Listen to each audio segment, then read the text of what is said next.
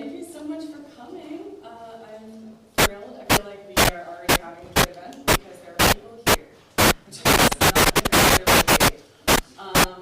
So yeah, welcome. Thank you for joining us.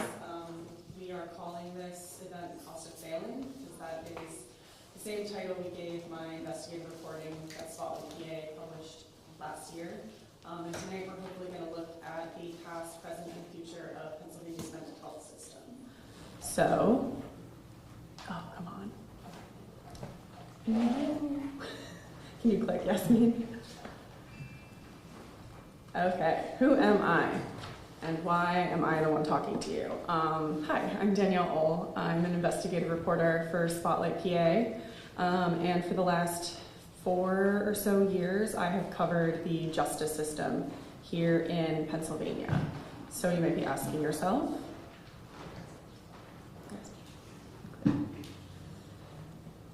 isn't this an event about mental health? Why is the justice system reporter talking to us? And that would be a good question. To answer that, we're going to go back a few years to 2023.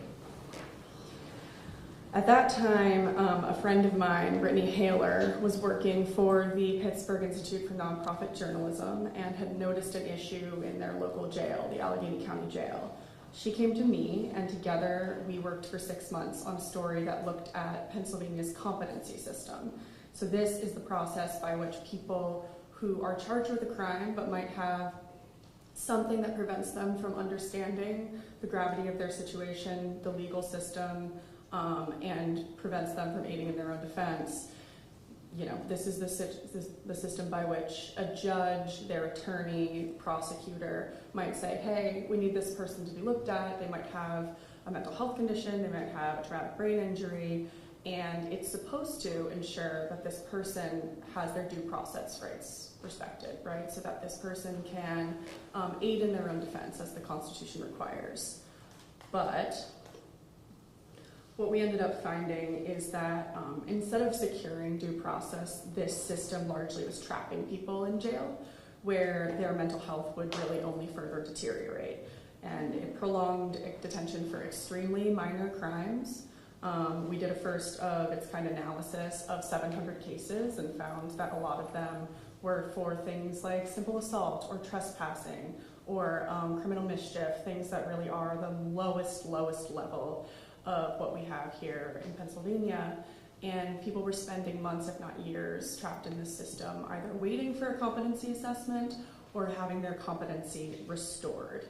We also found that there was no oversight of this system. There's no one state agency that's responsible for tracking these folks, their progress, if they're making progress, where they are. So it was really something, you know, that we found troubling when you're dealing with folks who are actively deteriorating when they're incarcerated. And that's just a chart showing you know, some of the things that we found. Of the 700 cases, 260 of them were simple assault, which could be something as simple as you scared someone in public, right? It sounds scary to say, oh, someone made terroristic threats, but it's really just someone was experiencing a symptom of their situation in public and someone else called the cops, right?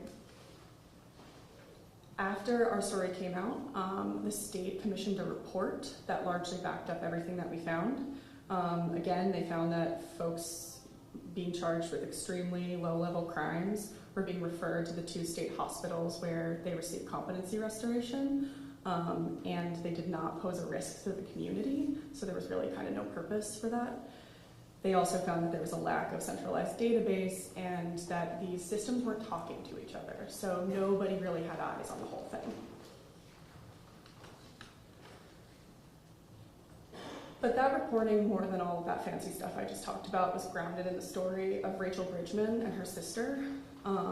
Rachel's sister was able to make it to Pennsylvania after a truly marathon, heroic bus ride and plead with the judge for her sister's release. And we found that often it is this kind of extraordinary advocacy is the only way to yank someone out of a system that's making them worse. And we grounded our reporting in her story because at Spotlight, we think it's really important to contextualize these things that we're investigating in the actual people who are actually experiencing the harm. after that story came out, I thought I was done. But two things happened. First, I started getting a lot of calls. I got a lot of calls from families wanting to share their experiences with both the mental health and the criminal justice system. And I began to realize that in Pennsylvania, these two things are extremely intertwined. I also got a call from a person who was serving in a very high-level position in the Department of Human Services, which oversees the state's mental health system. And she told me that the story was good, but I missed the point. She pointed me to these 3 paragraphs, which very briefly go over the history of deinstitutionalization and what was supposed to happen in Pennsylvania. And she told me to keep digging. So I did. The second thing that happened is my very lovely editor, Matt Dempsey, who's standing back there and waving, asked me a simple question. So what should people do? Like, how do we tell them to avoid this? What should we point them to? And I was like, oh, that's fine. I can write a quick follow-up. I'm talking to so many people. I'll ask them.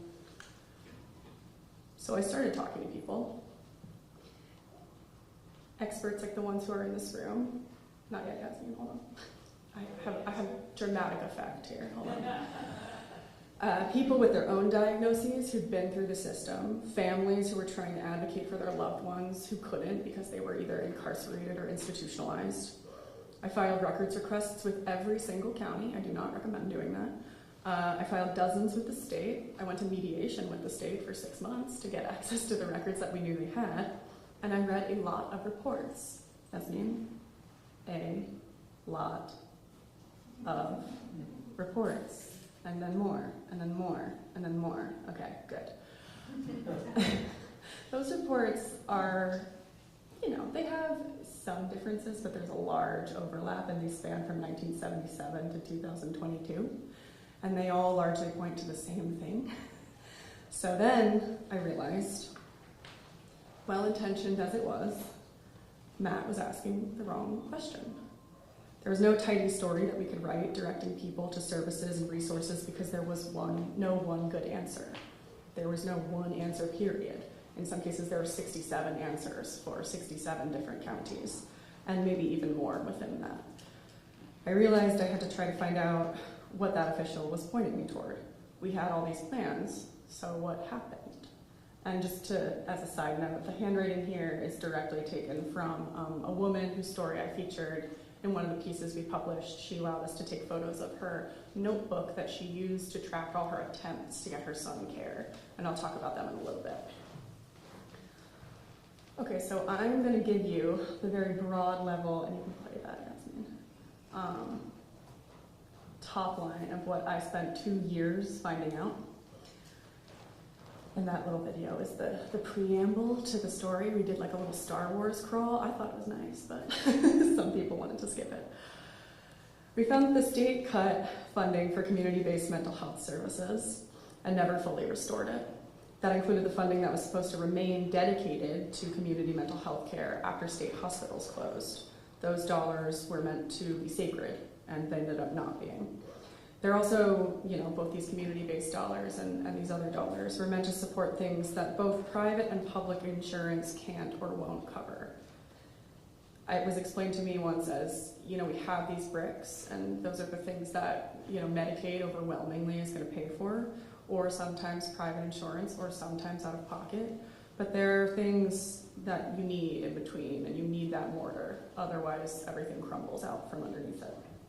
Without that, you start to see the cuts in services for the most vulnerable people with the highest level of need. With less funding, counties on the whole spent less money and reached fewer people. The result is an uneven patchwork of services and resources that leaves people without sustained support until they are experiencing a crisis, because that's all the system can sustain. Often that crisis goes unanswered until it intersects with the justice system. And once someone becomes involved with the justice system, like Rachel Bridgman, they often need the most expensive type of treatment, competency restoration in a forensic state hospital, which is not really treatment, but Ruth is going to get into that later. So I found the state was spending the money. It was just spending it on people it already failed, hence the name of the series, Cost of Failing.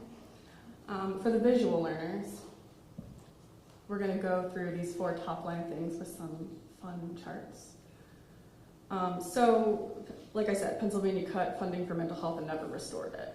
You can see here in 2013, under Governor Corbett, a big chunk was taken out of this base funding, and it was flat funded for nearly more than a decade.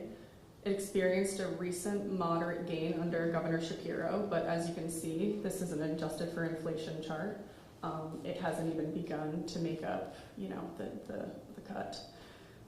There was an opportunity in 2023 to direct $100 million in one-time funding to this system. It was through ARPA, if you guys remember that, the COVID relief dollars from the federal government. But that was diverted at the last minute to school-based supports as part of the budget deal that year. And I don't want to say that school-based supports aren't important, they are, but as one longtime mental health administrator told me, the problem with that is you can sustain something for maybe a year or 2, and then those folks come looking to the county to say, okay, well, how do we support this long term? How do we keep going? And that becomes the issue.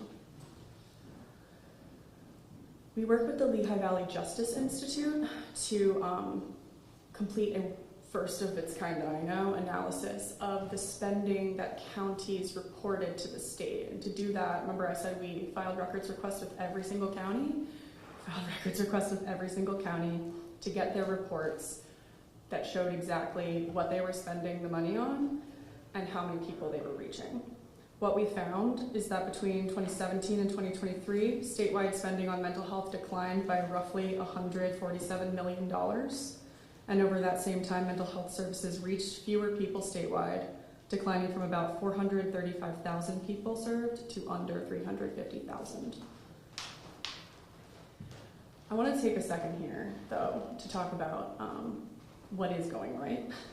Because in those counties where those colors were, there are people who are working within the system every single day to do the right thing and to do the best they can with what little resources they are given. And we were so graciously hosted by Scranton Counseling, who's in the back here, for a couple days. I was able to meet members of their wonderful staff, who are these fine folks you see here. We made them into little, you know, superhero cartoons. This is Becky Dunkus on the far side. Who attended the partial hospitalization programs at Scranton Counseling and in turn became a peer specialist to help others like her. We have Nick Deneen, who oversees case management at Scranton Counseling and helps people stay on track with literally everything you could possibly think of, their medicine, their appointments, their groceries, their cigarette runs if they need them.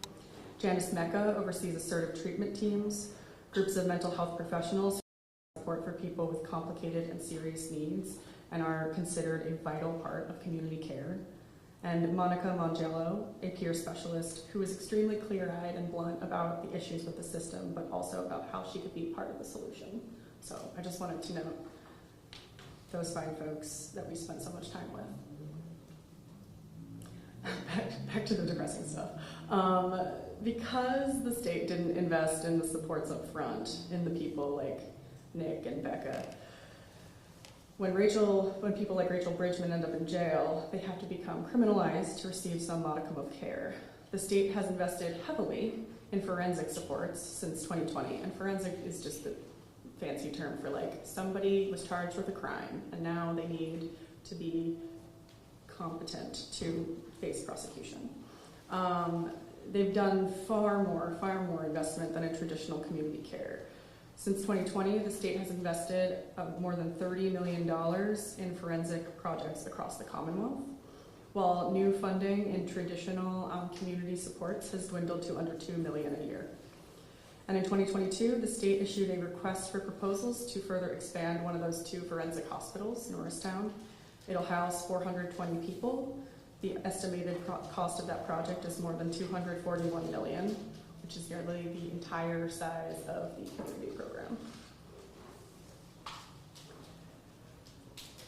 Originally, when we were doing this, I wanted to try to find out, well, we're not spending this money on the front end, so how much money are we spending on the back end? And there wasn't a perfect way to do that, but Prime Care, which is a private company that provides healthcare, just general healthcare, including mental health care in jails, actually opened their books to us which is stunning. This is so much of a problem that a private prison medical company was like, yeah, here, just look at everything. We were able to find that in the 4 categories that the company uses across the 30 or so jails that they operate in Pennsylvania, the share of incarcerated individuals placed in the 2 most serious categories grew by roughly 5 percentage points respectively. And that might not sound like a lot, but you have to remember this is only a handful of years. Between 2014 and 2022, the rate of jailed individuals on suicide watch per 1,000 has more than doubled. In the same period, the percentage of the daily adjusted population on psychiatric medication has increased from under a quarter to roughly 40%. So, that was a lot. It was a lot of information, but what about what I said before, like grounding this in the stories of real people? Like I mentioned, after we published the story in 2023, we had dozens of families and people with direct experience reach out. And with their permission, we featured one family in one of the investigations I published last year. Sue and Robert are mother and son. And with Robert's permission, Sue opened up to me about her life and their struggles.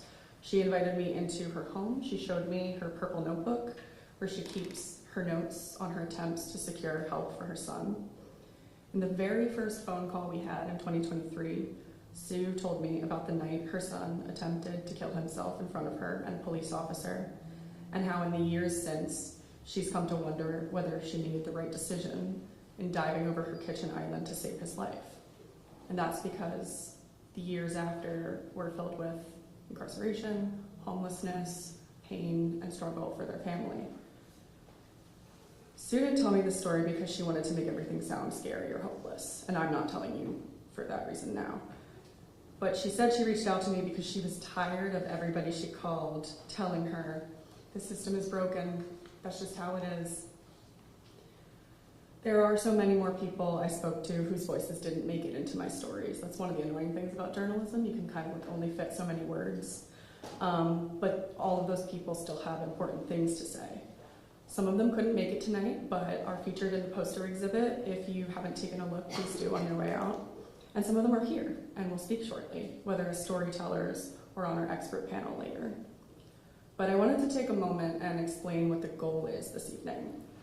Some of the things that you've already heard and that you're going to hear are heavy. And I don't want everyone to walk away from this event feeling scared or hopeless or like the intent is to stigmatize mental illness. That is not what we want. We at Spotlight think it's important to be incredibly clear. There are wonderful, dedicated, hardworking people in this system and in this room who know and believe, as I do, that no one should be relegated to a life in prison or a hospital for a diagnosis that we know how to treat. People living with serious mental illnesses can and do recover. But we also feel it's important to face reality here in Pennsylvania. The state is failing too many, and the cost is too great. It's our hope that this evening is an opportunity to take a serious look at the past failings, present struggles, so that we can find a brighter future. And with that, I'm going to introduce our first storyteller. Ruth Johnston is a mother living in the western part of PA. Her son Levi has autism and schizophrenia. She will speak about her son's difficulties in prison and the limits of the justice system to provide meaningful treatment. Okay, we are bringing you up, Ruth. Okay. I think we can hear you. Okay, that's good. And you are on.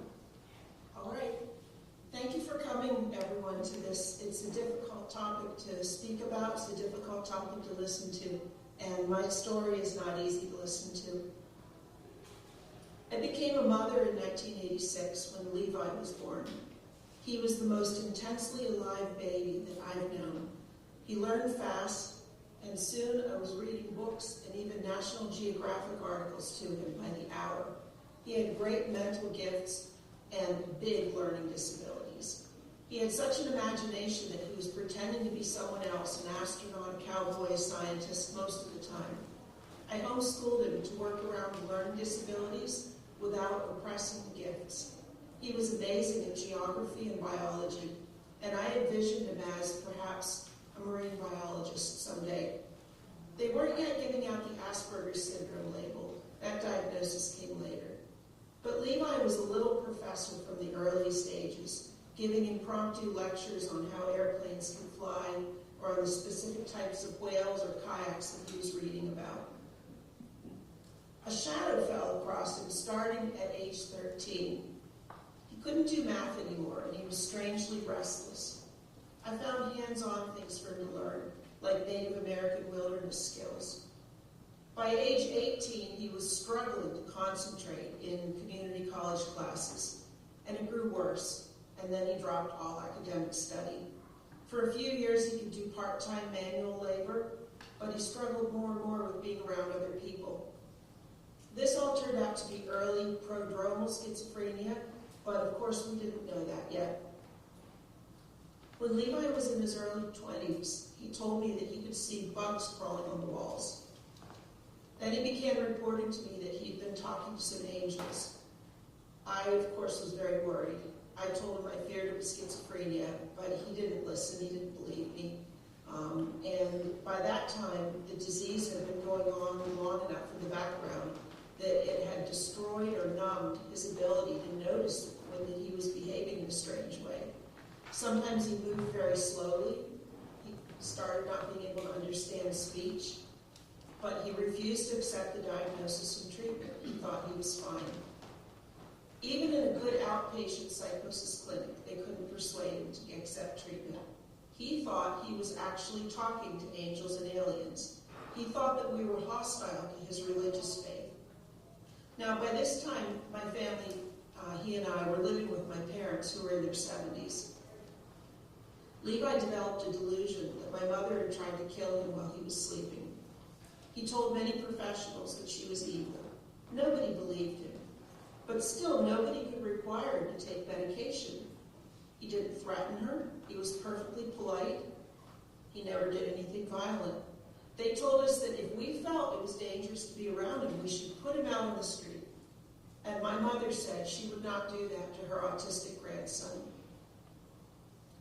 On February 19, 2013, Levi believed that he heard an angel telling him that it was time to kill the witch.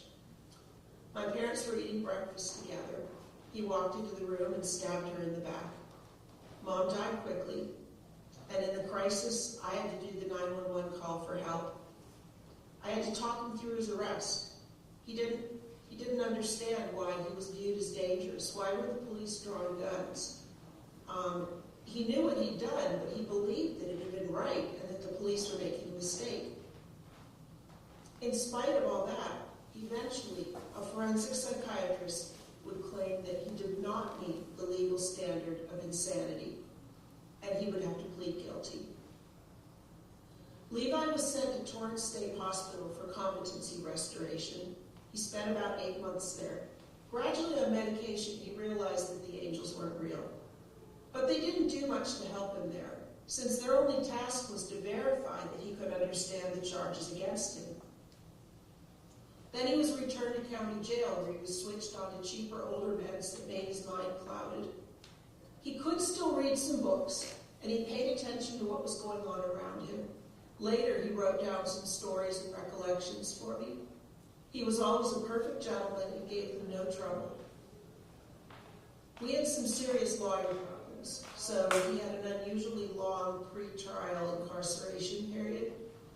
At the end, he had to plead guilty. The judge stated at sentencing that she could give him as short a sentence as 5 years, 4 of which he had already served. But, she said, I am going to sentence you in the standard range because there is no community support to make sure you stay on meds. She gave him 20 years. He'll turn 40 in a few days. He has 7 more years to serve. Essentially, he is serving his entire adult lifespan in prison because the state did not yet permit court-ordered medication oversight. Levi did well in his first state prison placement. He went to SCI Albion in Erie.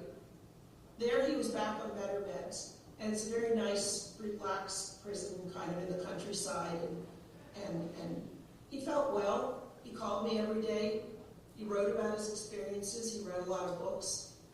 But then there were 2 lockdowns that broke him. One was just prison-wide. It was in the summer of 2018. But during those 3 weeks, he lost all interest in talking. He stopped calling home, he stopped writing. Then apparently afterward, during the COVID lockdown, he stopped taking meds. They couldn't persuade him to start taking them again, and he started to deteriorate. Prisons have 0 responsibility to communicate with families, and believe me, they just don't communicate. I heard nothing from him for a long time. After several years, I connected with someone who was willing to talk to me. They were about to commit Levi to a hospital inside the prison system. Now, Levi had told me that most inmates who are off meds get into fights, but that isn't his way. He was still always quiet and polite. I had the impression that they were finally able to commit him because he'd become afraid of his food, and he ate so little that he was slowly losing weight, and they were able to point that out as a clear and present danger. SCI Waymar is the one prison that's also a hospital, and it has the authority to medicate over objection. They decided to keep him there permanently, which was good, but also not good. Later, I learned that SCI Albion, where he was before, had been setting up an autism unit to give such inmates some extra help. Levi would have gone into it. Now he has nothing like that, and not really much help. At Waymart, they keep him medicated, but the programming is all set up for non-autistic inmates who don't mind being in large groups. They offer limited job training and education, nothing that interests him. I found Waymart uncooperative to the point of hostility, unlike Albion. If I try to talk to any staff, Levi will hear about it and beg me not to annoy them. Turning 40 now, Levi is almost silent. He's afraid to go to the library, and nobody gives him any extra help to overcome that fear. He won't go outside because other inmates will be present. He's only allowed 1 box of possessions, so he refuses to let me send him any new books. He's mostly stopped reading. He doesn't really get enough to eat. He paces around his cell in circles or figure eights all day. He's trained himself not to think as much as he could. He won't allow us to visit him in person because it would require him to be strip searched. He's accepted weekly short video visits in which neither of us really knows what to say, but at least we say hello and see each other. I've tried talking about things he used to be interested in, but he's just listless. That's where we are. So I guess, the judge gave him that long sentence because she said, this way he'll at least get treatment. Did he get treatment? Yes and no. He is medicated. He has an annual dental appointment. If something happened, like, he developed some serious disease, they would give him medical attention. And that's a lot more than he'd get if he were homeless. I've talked to parents who have homeless schizophrenics, and, Levi's in a safer place. But he's just left alone to pace all day, with nothing to do and nobody to talk to. Nobody will give him any special attention or friendship. As an autistic person, it's just all too easy for him to just close up and withdraw from communicating with people and just kind of fade out. He has 7 more years to serve. Getting parole will be difficult. He's not inclined to try. He's resigned to just fading away. And that's what we see him doing. So, it's a difficult thing. I have to ask the state of Pennsylvania, is that really what they call getting treatment? And that's my story. Thank you, Ruth. We're going to close Ruth down here.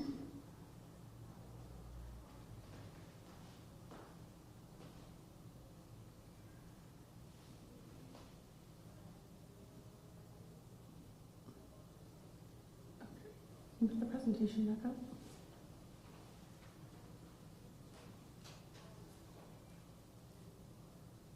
It's the Firefox, yeah. Okay, click. Okay. I should have said, if anybody feels like they need anything at any point, Kristen is in the back and she's happy to talk to you. She'll wait, yeah. Okay. Next we have Matt Dorgan. Matt is a parent and former police officer whose daughter died by suicide at age 15. He'll speak about her mental health struggles, his own in the aftermath, and his work now connecting others with resources in York County.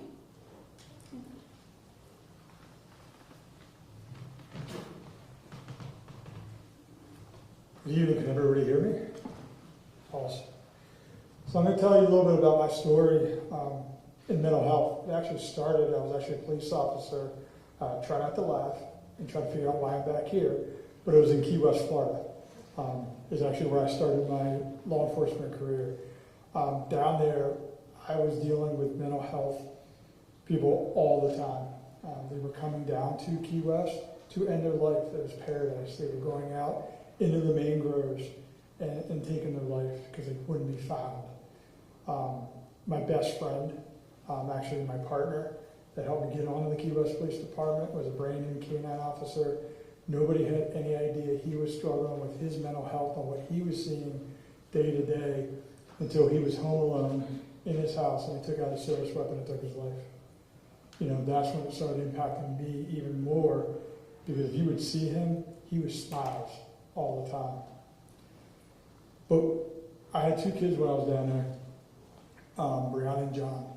And with having 384 bars on a 2x4 mile island, it really wasn't a place to raise kids. I had no family down there. They were all back here in New York. So we decided, let's move back to Pennsylvania. And everything was great. But unfortunately, me and my wife kind of started separating. I was traveling up and down the East Coast working a lot. I was doing investigations for large companies. And because of my work schedule and me and my wife splitting up, the kids decided to go live with my wife, or my ex-wife. And everything was great until one day I was down at a conference and me and the kids had a unique code that if they needed me, they would call me. And if I didn't answer, they would call right back. So I was at a conference, my phone started ringing, and by the time I was able to step out, it was almost 20 to 30 some calls from my daughter. So I knew something was definitely going on. I go out and answer the phone, and she goes, "Hey, Dad, can I move in with you?" Okay, totally not what I was expecting her to call for, but absolutely, let's do it. So she ended up moving in with me within a couple weeks. Everything was great. She was going to school. Her grades were awesome. My house turned into the hangout spot for all her friends and herself. Everything was good.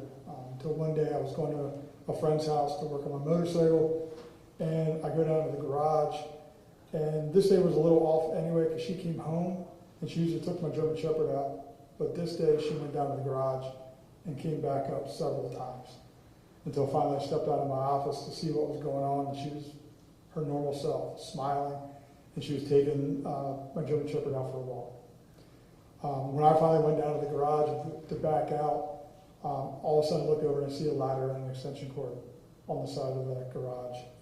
And didn't really think anything of it, left, came back, and then there was a note on my recliner. And it just said, "Dad, I need help." You know, people are bullying her, she's having nightmares, she's cutting herself, and she's doing it in spots I couldn't check, you know, being a single father. I went up, woke her up, brought her downstairs, and I just point blank asked the question, "Hey, what was up at the garage today?" You know, I wanted her to feel safe, that she could talk and open up. Inside, it was tearing me up, but I didn't want her to show. I wanted her to show that she had support. And she goes, "Yeah, Dad, I went downstairs to hang myself, but I couldn't get the extension cord around the beam in the garage." Okay, well, now let's go get you some help.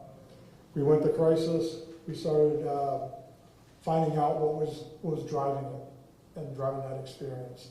And it turns out she was molested when she was 6 years old by a cousin, and the entire family knew about it. And unfortunately, they didn't do anything to stop it other than they moved out of the state and out of the house. So she went into treatment several times. And the last time was in October of 2020. Each time she was in for a couple weeks. When she came out in October, we thought everything was going to be good.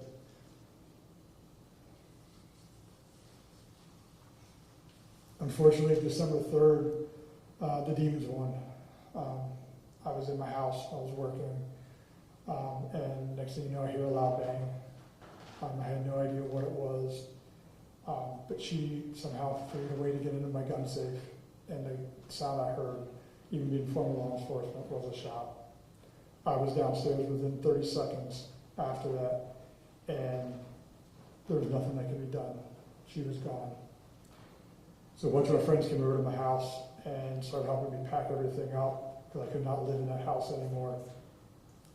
And we started getting mad because now we just lost a 15-year-old child, and we all lost somebody else to suicide, and we wanted to do something else. So we decided, let's do an event, let's raise some funds, let's give it back to the community in Brianna's name, you know, and everybody else that we lost.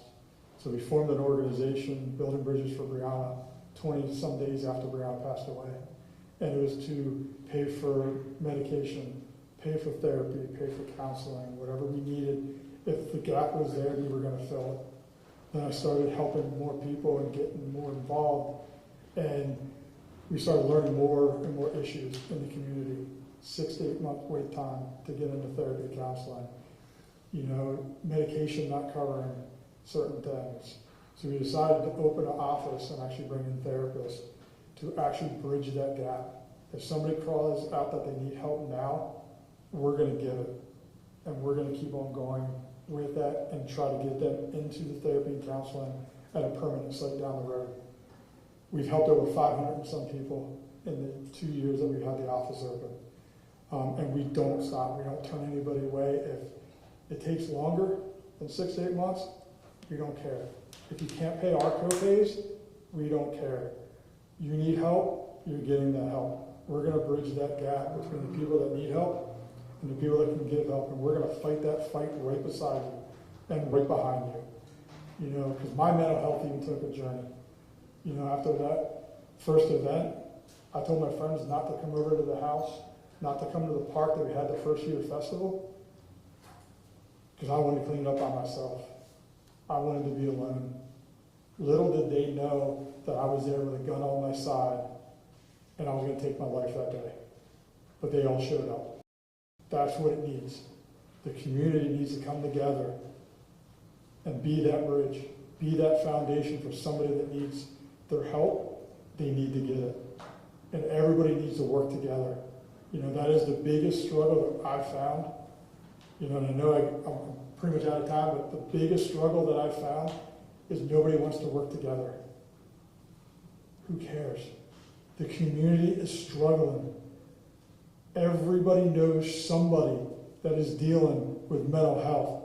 Why won't we work together?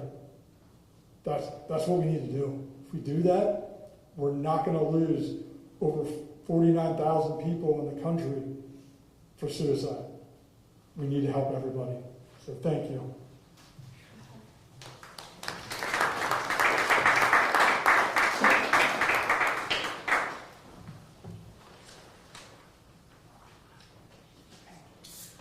Thank you, Matt.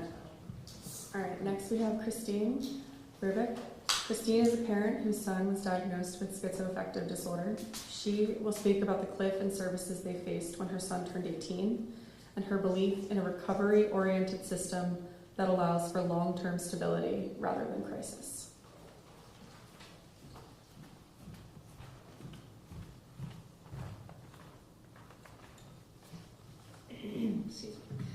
Good evening. A heartfelt thank you to Spotlight PA and Danielle for hosting this event. When people ask me what worked for my son, the answer is surprisingly simple.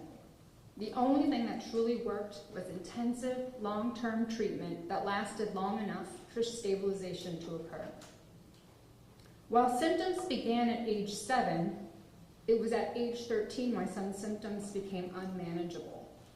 He was aggressive, impulsive, and struggling in ways that neither our family nor the schools knew how to handle.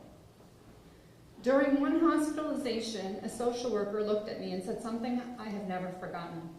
She said, "If he doesn't learn to control his aggression, he's going to end up in jail." No one would care that he has a no-fault brain illness. At the time, doctors had not yet diagnosed him with schizoaffective disorder, but they knew something serious was happening. In desperation, we agreed to place him in a residential treatment facility. It was one of the hardest decisions we had ever made. We had to sign over parental authority on admission. My son spent a total of 10 months there. And today, when I look back over more than a decade of hospitalization, crises, and setbacks, that period stands out because it's the only time treatment was allowed to work. The facility did not discharge him after a week. It didn't discharge him after a month. They didn't declare success the moment he became stable enough to leave his room. They kept him there long enough to find medications that actually worked, and long enough to make sure they continued working.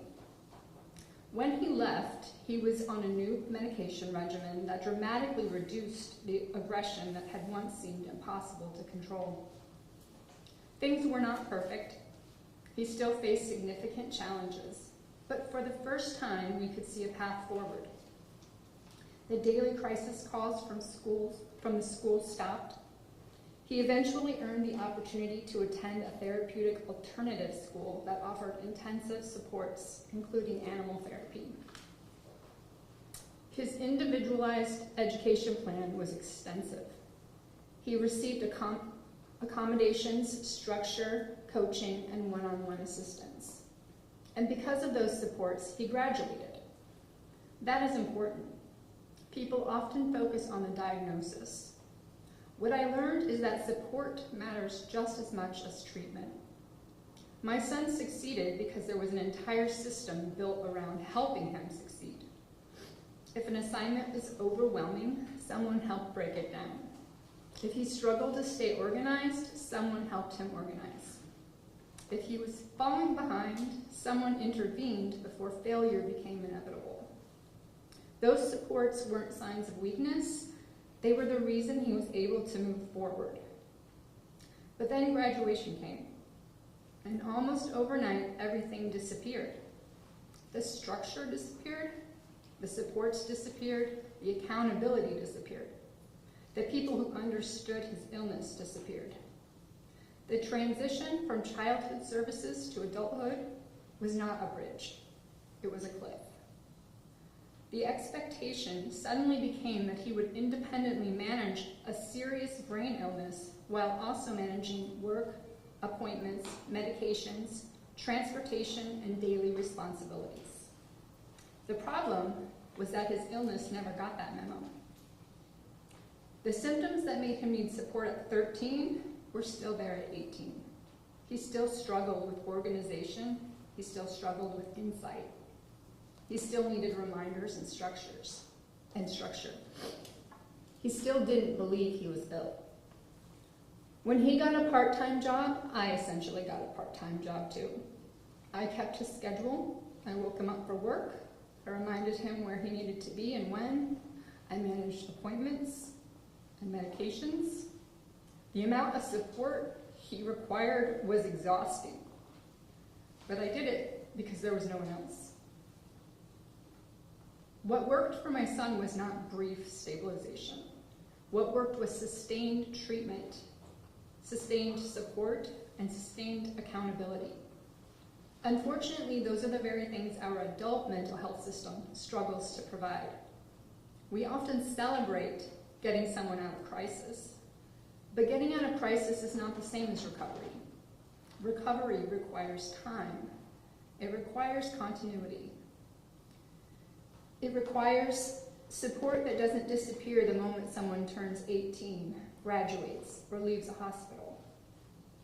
My son's story taught me that people with serious mental illness can do remarkably well when the right supports are in place. The tragedy is not that those supports don't work. The tragedy is that we too often remove them long before recovery is secure. If there's one lesson I could leave with you tonight, it's this. We know what works. We've seen it work. The challenge is building a system that allows treatment and support to continue long enough for the people to truly recover rather than simply survive until the next crisis. Because For far too many families like mine, the next crisis isn't another chance. It's an arrest. Thank you.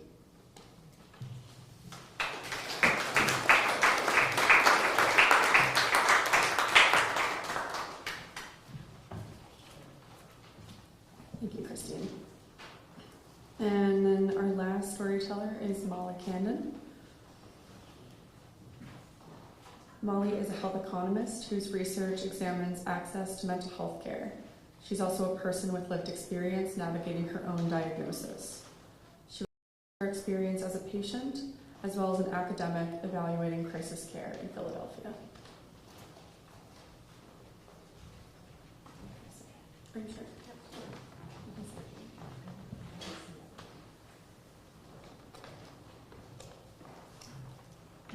Hi everyone.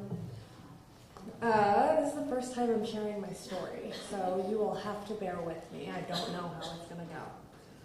And I know that this is an event about mental health care, but my story actually begins with a car accident. In 2012, I flipped my Jeep. I was ejected and I broke my back, among other things. I was really lucky. I shouldn't be here. And the doctors told me that I'd make a full recovery with a lot of confidence, actually. It turned out not to be true. The pain stayed, even though the fractures healed. And I fell into a deep depression in the year after, as I was transitioning to this new chapter of my life. Chronic pain, for those of you who have it, you know, it's the absolute worst. It's very loud, it's very disabling, and it's relentless. You don't get a break. About a year after the accident, a well-intentioned physical therapist sent me to a psychiatrist, and I joined the assembly line that a lot of you are familiar with. I got a diagnosis of depression, which I had. I got a diagnosis of anxiety, which at that point I had never had. And he recommended that I try an SSRI, and he didn't recommend much else. I told him that I have a family history of bipolar disorder, and I didn't know at the time you shouldn't go on an SSRI by itself if you could be bipolar. I assume he knew, but he prescribed it anyway, so I took it as prescribed. My depression got worse. Suddenly I had anxiety, and the journey continued. But time is often the best medicine, at least for me, and finally my mood started to lift, and then it kept lifting, and I lost control of it. I developed mania, and my family did not know what to do, so they brought me to an emergency department, and I was immediately involuntarily committed. 24 hours later, I'll save that story for another day, I was sent to a psychiatric hospital. It was actually in Georgia, and I won't name the chain that owned that psych hospital, but they're based in Pennsylvania. Plenty of presence here. Before I tell you what happened in the hospital, I want to stress the 3 key lessons that I've learned. First, you can experience superb care and sloppy care on the same day, sometimes from the same team. Second, mental illness often does not happen in a vacuum. For me, it came wrapped in chronic pain and was driven by grief over my quality of life. And third, whether we like it or not, mental wellness demands self-management. I should also add a disclaimer. I have good insurance. I also study mental health care and pain management for a living. At this point, I can handle anything that this system throws at me, and I'm well aware of that privilege. So, back to the hospital. The first thing I saw walking in was a girl. It was an adult facility, so she must have been 18, but she didn't look it, and she was getting tackled to the ground by a grown man.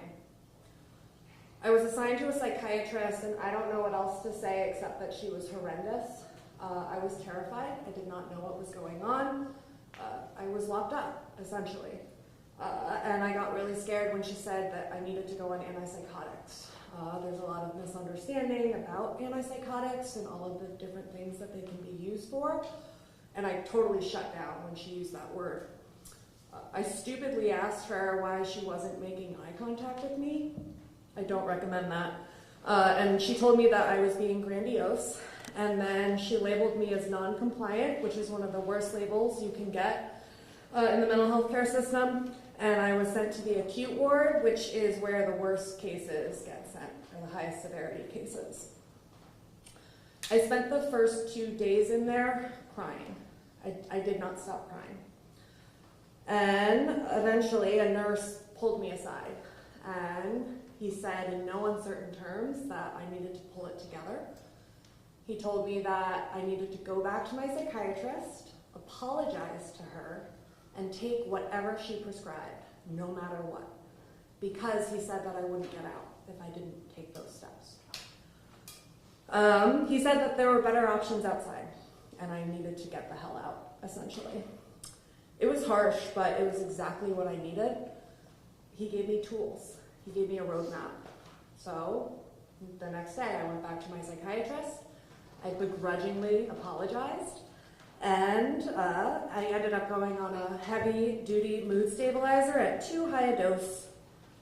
She told me with a straight face that I had to take it every day of the rest of my life. I lost a lot of hair because of that drug, which I know is vain. I lost a lot of other things too, but I'll save that story for another day. But the plan worked, and I was discharged a week later. That was over a decade ago, and I've had more than a dozen providers since. I've tried nearly every medication, most types of therapy. I've basically graduated from pain management. And while I have a wonderful support system, most of that comes down to self-management. Dealing with my brain and my back, it's more than a full-time job. It's every minute of every day. Meds, appointments, labs, sleep hygiene, diet, exercise, spirituality, connection, leaving the house when it feels impossible. It's ironic, mental illness and chronic pain zap you of energy and of agency, and yet that's exactly what you need in order to navigate our healthcare system and other systems. I would not be where I am today without accommodations in the workplace. All right, I have a minute, so I have 3 recommendations. My friend told me I should end with recommendations. First, we need to pay for mental health care like we actually mean it. It's such like a hot topic right now, so let's put our money where our mouth is. Mental health care is probably 5% of healthcare spending, which is a few drops in the proverbial bucket. We know things work. We don't fund them sustainably. Pennsylvania needs to pass a 988 tax now. 2, as our country grapples with involuntary commitment as a policy lever, I am going to say plainly, I went through it, it was horrible. I still think it should exist as a last resort. However, we have to be mindful of the legislation, and this month actually marks the 50th anniversary of the Mental Health Procedures Act here in Pennsylvania. If you haven't read it, you should, and we need to update that. And then lastly, this is a random one. I really want to bring back home ec, and I want to add healthcare literacy to it. So one thing that I teach my undergrads is how to navigate this system. They learn how to sign up for insurance, contest a denied claim, file a super bill, and find a care provider. And all of you know how hard it can be to find a care provider. I would love to adapt this for high school students because we could teach it in a week. You shouldn't need to be a professor of psychiatry and healthcare management to navigate this system because healthcare is a human right. And that's it. Thanks, Spotlight.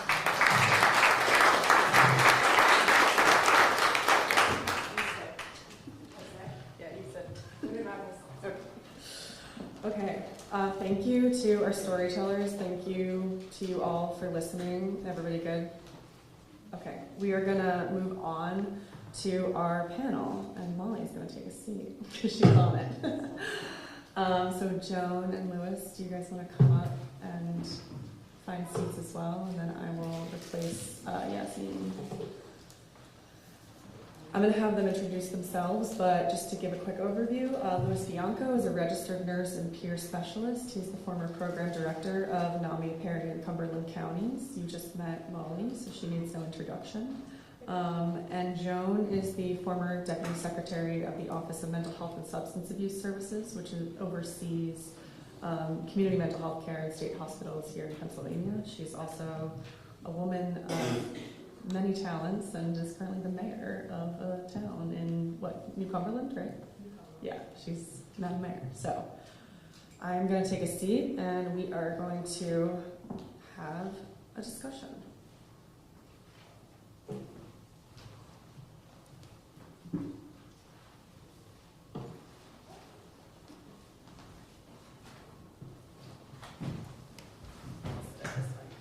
Is this one on?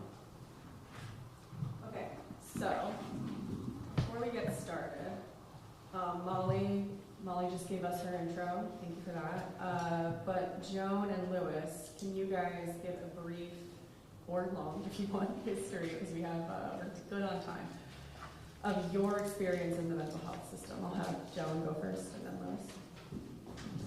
Hi, let me first say that one of the major lessons I learned as someone who works for government in every level is that hearing from the voices of the people most impacted is the most important thing we can do. And to listen to those voices makes a difference.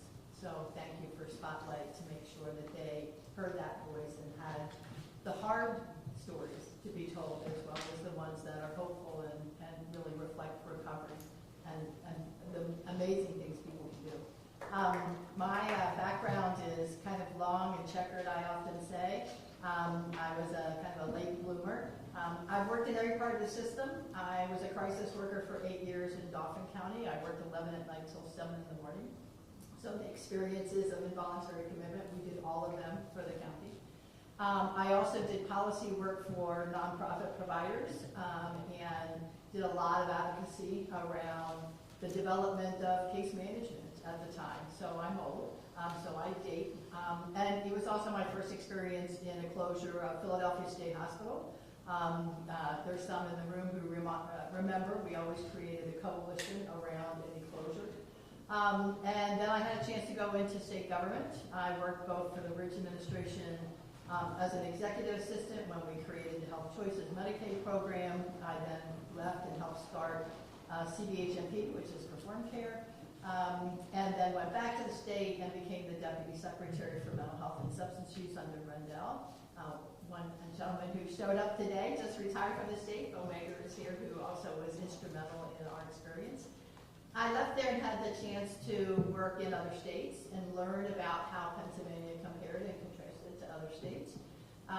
And came back and went to work at SAMHSA, which is the federal oversight. I was the policy director at SAMHSA for a year.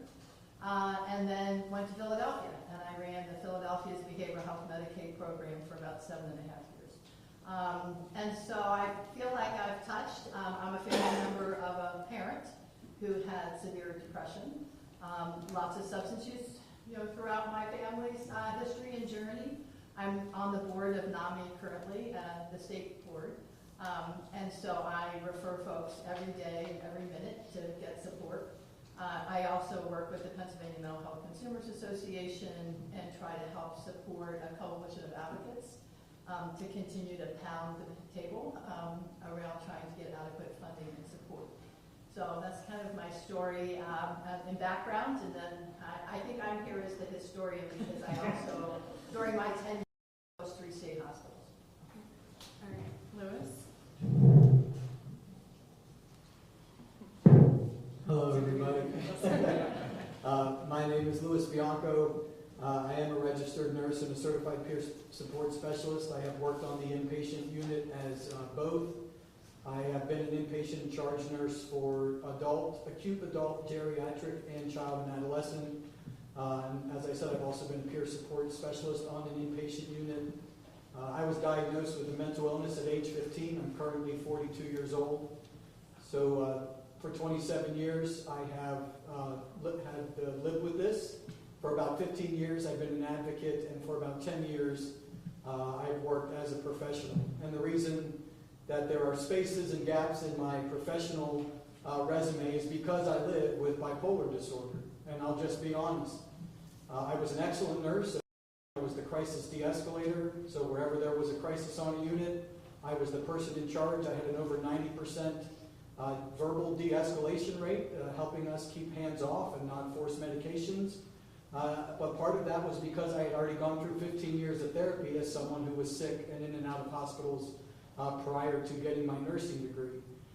So what I do a lot as an advocate, working now with nursing students, future police officers. I am on the CIT board of our local counties, so I work with police officers. I'm trained, and I really want to help us get the information that we offer our people on the other side of crises, or our people who have exacerbations of their mental illness. I believe that a lot of that information is beneficial to all, whether you have a diagnosis or not.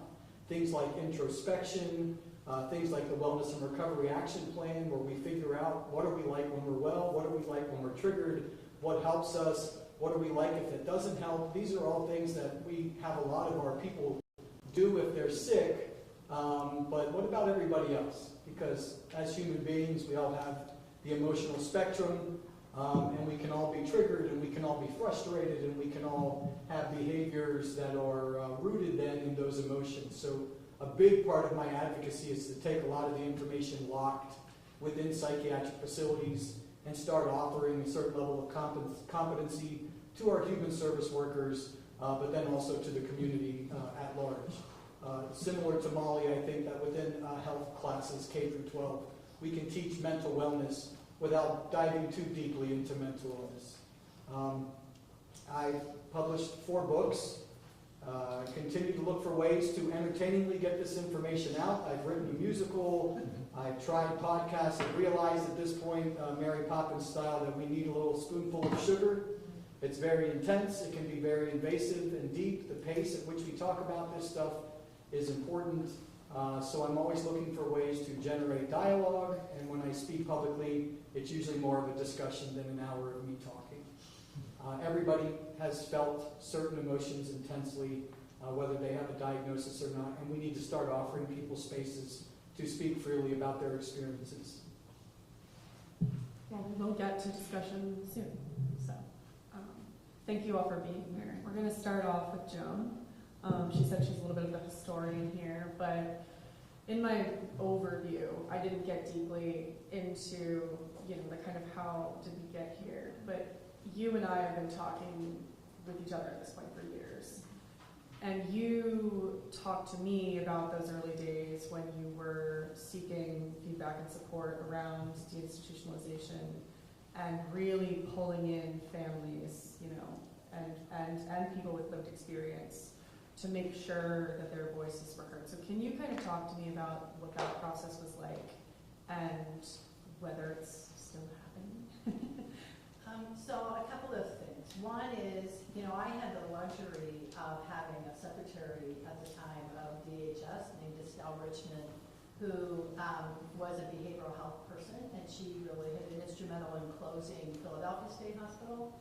And we would meet every Tuesday morning at 7:30 in the morning when I was deputy, and no one else ever wanted to meet with us because, if you're in behavioral health, you have behavioral health speak.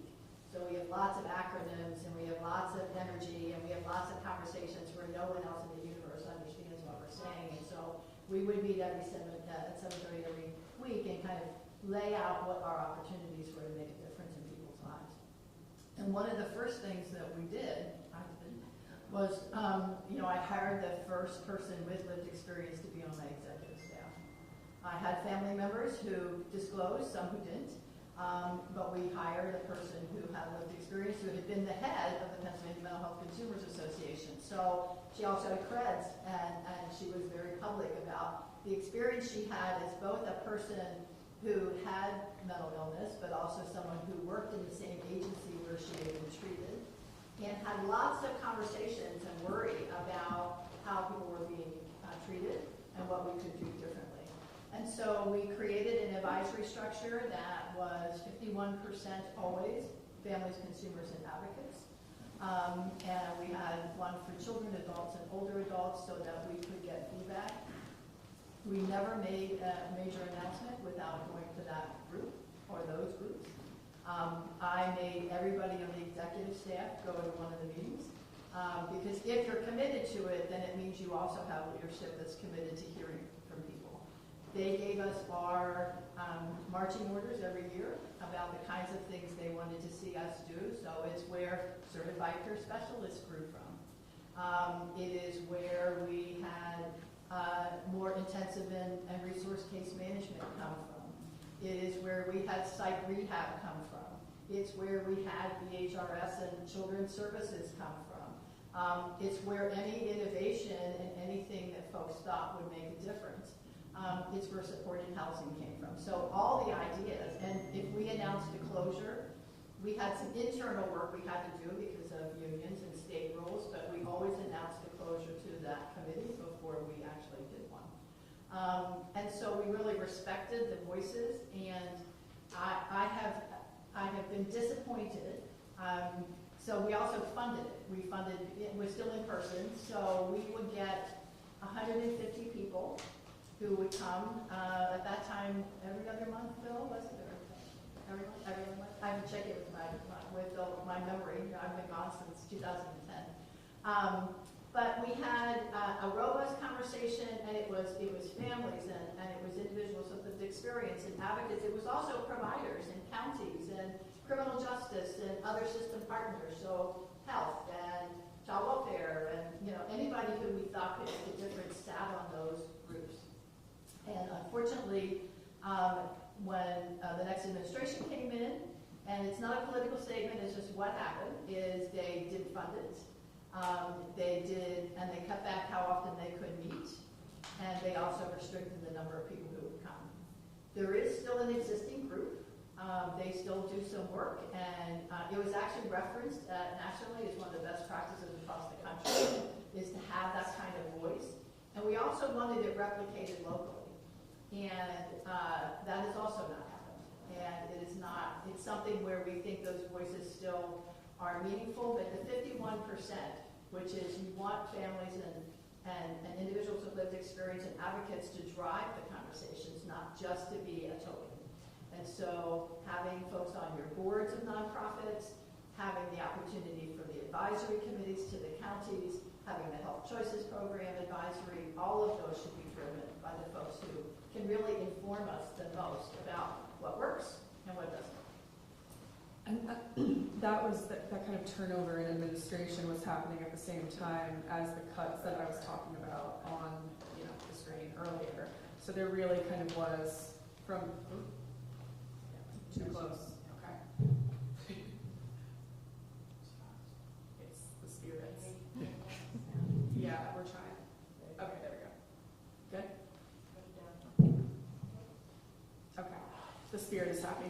Crisis de-escalated. Crisis. No, there really was a hollowing out, and I didn't get into it too much, but the second story that we did after the big overview that featured Sue and her son and kind of this broad history was really digging into the turnover that Jones Department experienced and kind of the different crises. And the Department of Human Services is massive in Pennsylvania, so they have CYS, right? Like they have children and youth. There were crises there. An umbrella organization. An umbrella organization. All of the human services. Yeah. And Danielle, if I can only comment one more, I think one more thing that's really important that I would strongly recommend again is one of the reasons that we really felt when we started to think about closing state hospitals, and we can talk about what we had hoped for and where we're at, but we also opened the doors. So one of the things, and Disability Rights Network is here, who was an extraordinary partner for us during all of the closures.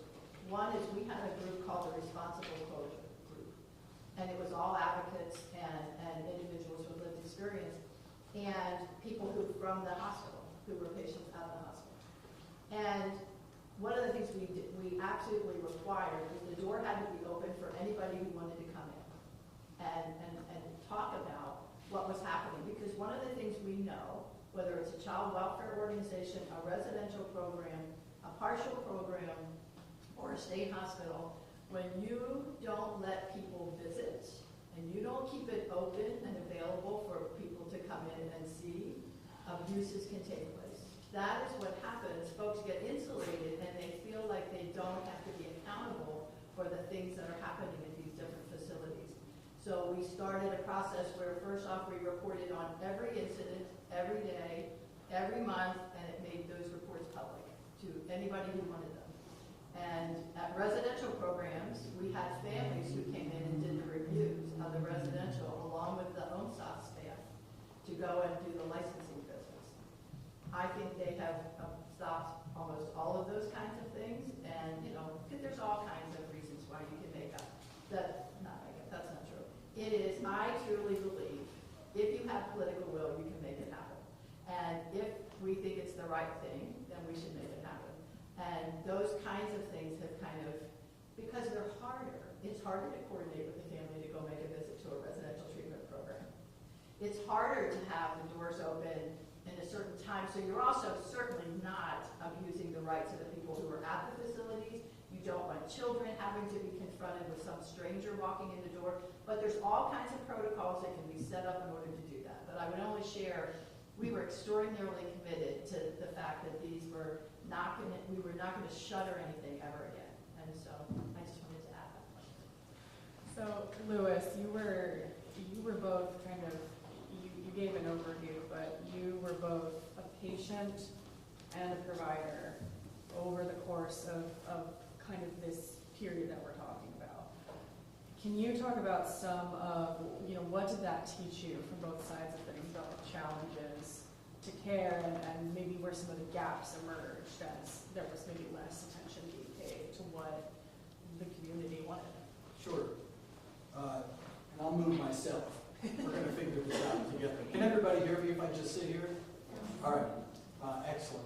So yes, there were two different hospitals locally that I was both someone who received care in my youth and young adulthood, and also offered care in. I've remained local to Cumberland County. That's where I've devoted my service professionally and as an advocate, and also where I've received my care, good and bad. One of the things I say is that the system that I do believe broke me, basically had negative consequences, is also the same system that kept helping put me back together. And I've heard a couple people mention the idea of this dichotomy, these dialectical facts, like two facts can be true at the same time. Things need to be fixed, the system is broken, and at the same time, there's benefits, and people have found their health, and they've found their recovery through it. I've learned that that is the nature of my life, probably forever. I think bipolar is a very honest diagnosis of what I believe in. And to a degree, I would diagnose our system in a similar fashion. I like to look at systems, communities, states, and even countries as individuals, especially when we look at it from the mental health lens, because what an individual needs to learn in order to improve their position, a community can also learn in the same vein, if they're willing to do it together. A state can also learn that. I learned the pillars of recovery at one point were accountability, support, advocacy, education, all of these things an individual needs to learn, but at the same time, we can do that as a group as well. So I like to apply a lot of that stuff to the group. When I first started my nursing journey, specifically, the state hospital in Harrisburg was still active.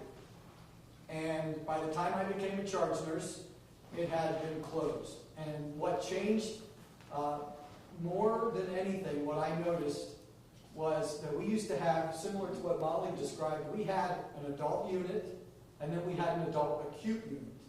And then we had that nice geriatric unit. And then we had the child and adolescent unit.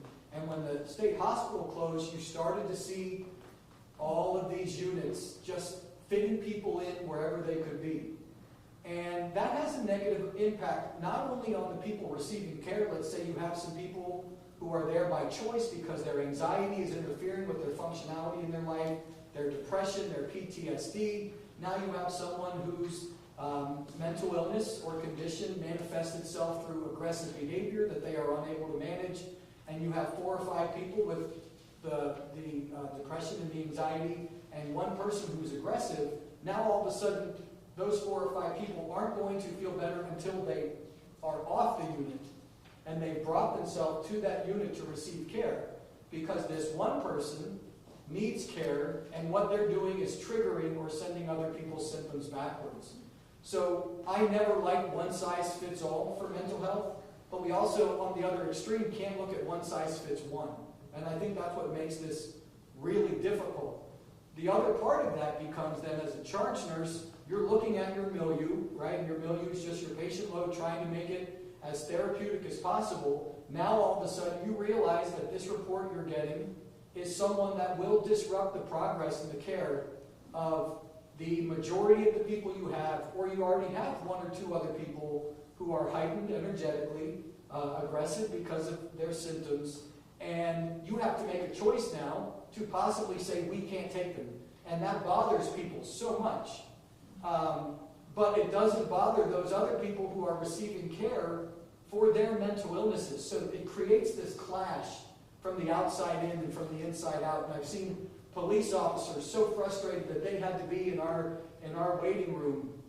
And I've seen nurses and consumers saying that person should be in jail. And at CIT meetings, I hear people saying these people who are in jail should be in psychiatric hospitals. And you look at all of that and realize that a lot of this started to happen around these time periods that you're discussing. So the other real net negative that comes from that is now you also have human beings working as the nurses, working as the therapists, working as the psychiatrists. And it takes one or two times of that nurse to get punched in the mouth before they have, whether it's diagnosed or not, watered down PTSD. Okay? So now they're scared to come to work. And now they're afraid. And now you start to have people either stop working, or the way they offer care is now different because they're a little more self-protective, they're a little less idealistic, they're more frightened in general, and we all act a certain way when we're frightened. So I think that to really have a full perspective, we have to realize that the people offering services are human beings.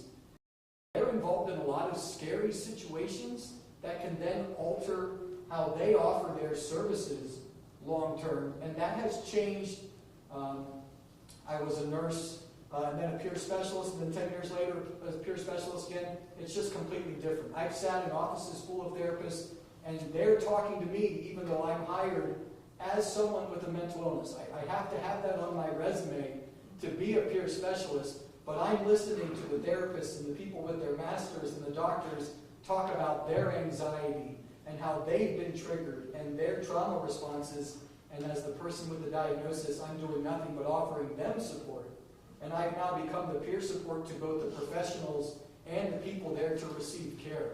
So I'm not telling anybody what they need to do. One of my biggest fears is that our healthy human service workers become unhealthy, because then who will help nurse our ill back to health? So I do a lot of this work, not only people receiving care, but the people offering it.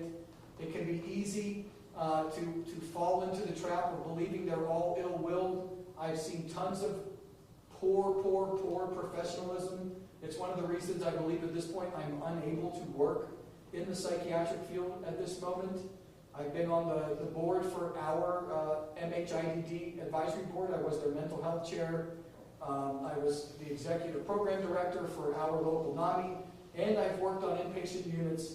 I call that the triangle, and what you see is I get triggered more sometimes working in the places with the people serving the mental health population than I do when I had to find those odd jobs after being sick, like washing dishes. There was a time in my life when I was making 3 digits an hour doing de-escalation trainings, and then in between that, I was washing dishes for 16. That's not a way to make a living.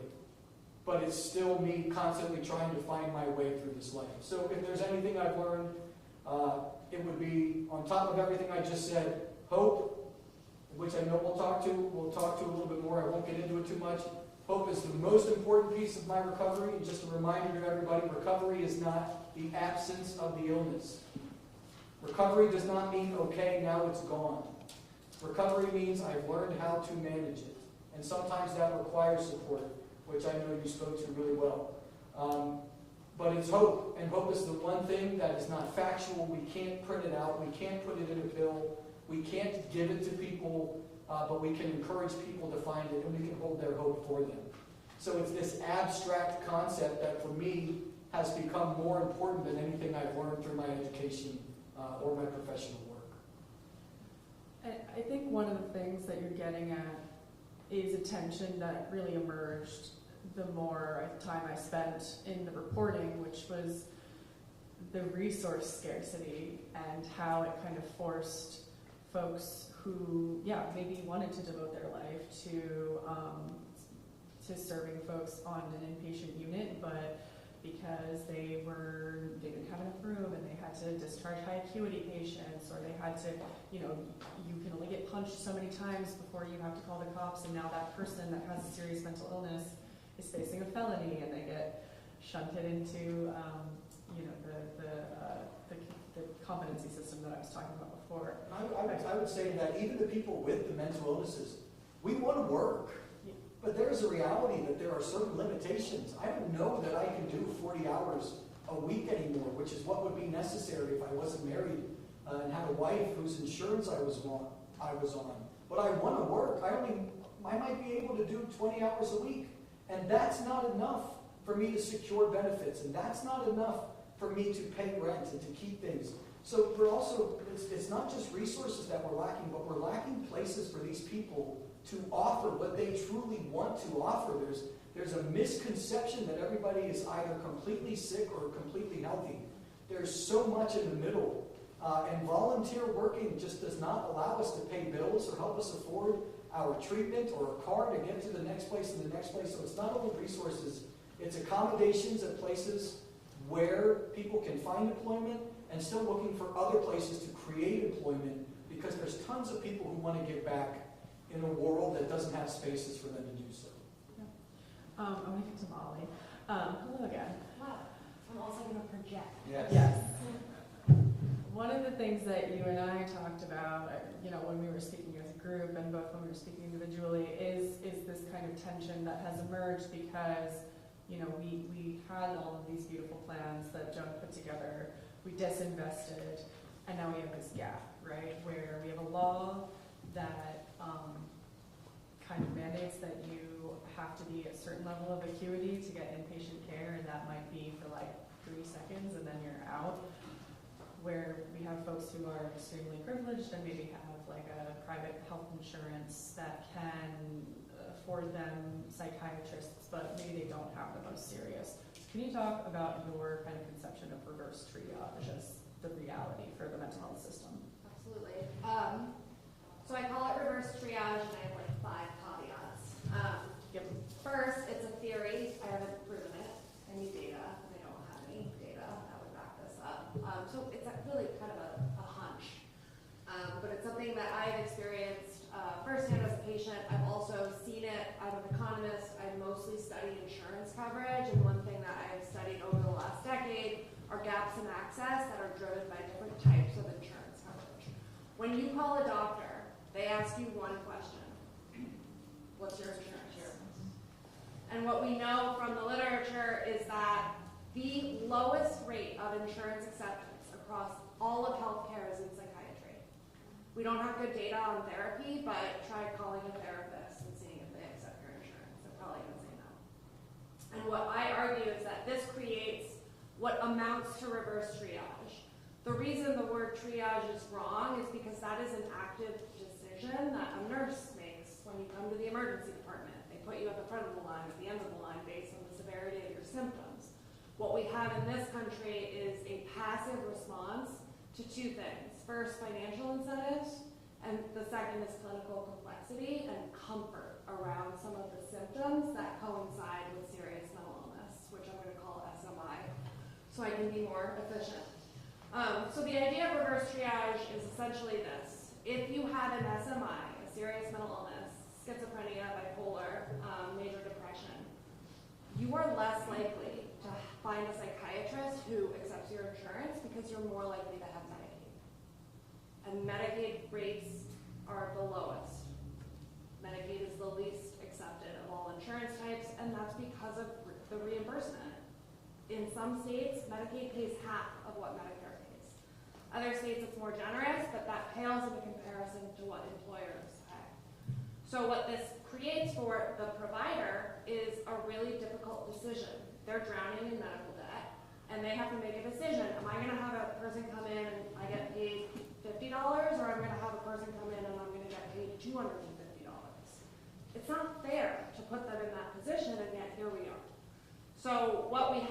folks with SMI more likely to be on Medicaid, less likely to have an appointment with a psychiatrist, a therapist, and primary care. Most mental health care is provided in primary care settings. We see the same gap. In primary care, we did the secret shopper study, and it's like a 20-point gap between private insurance and between Medicaid. That's huge. Just quickly on the clinical complexity, so I have a colleague who does exposure therapy for providers to treat suicidality. It's very uncomfortable for some providers to treat patients who are suicidal, especially if they are actively suicidal. It's not well covered in a lot of programs, especially for folks who have, for example, a primary care background. A lot of people don't ask about it because they don't want to know. They don't have anything they can do afterwards, so they take the last question on the depression screener, the PHQ-9, they kick it out. They, again, don't ask, don't tell. And what that amounts to is lower likelihood that someone who is suicidal is going to receive evidence-based practices for the suicide, so safety planning, de-escalation that Louis touched on. And this is incredibly trying. I've lost loved ones to suicide. It's the worst thing you can go through. So I think that we need to do a better job of ensuring that the line is formed correctly. I teach an MBA class, which is a very interesting experience, a lot of entrepreneurs. And the two things I stress in the class is first, you have to care about Medicaid. I don't care. You have to care about Medicaid. If you are coming into this space over my dead body, are you not going to care about Medicaid? So figure out how to deal with tighter margins because you are going to care about Medicaid. The second thing we talk about is I don't want you to come up with this fancy digital app that only treats mild depression and anxiety and ADHD. It's not because people with mild depression, anxiety, and ADHD do not deserve care. They absolutely do. But we have triage for a reason. We need to treat people who are in crisis first, and then we can move down the line based on resource allocation. So I always have folks come in. Joan knows all of them, I'm sure. I'll have you come next semester. And they talk a lot about like entrepreneurship and new companies in the behavioral health space. They all focus on employers. They're all creating apps for employers to provide to their employees. They're not thinking about Medicaid. They're not thinking that much about Medicare. It all comes back to those financial incentives. So I think, it all comes to, when you're an economist, all you think about is resource allocation and scarcity. And when it comes to this idea of reverse triage, need to prove it. It's happening in other places in healthcare, but can you imagine if an oncologist said, sorry, I don't treat stage 4 cancer? Can I comment? Yes, please. I mean, one of the things I just want to share is, to your points, which are both excellent, is when we close state hospitals, I think we put a lot of money in to both serve the folks who were coming out of the hospital, and I think we probably still track them. You know, we know where most of those folks are. You do, I have the records. Yeah, and then we also we try to provide enough money for infrastructure for who might come next.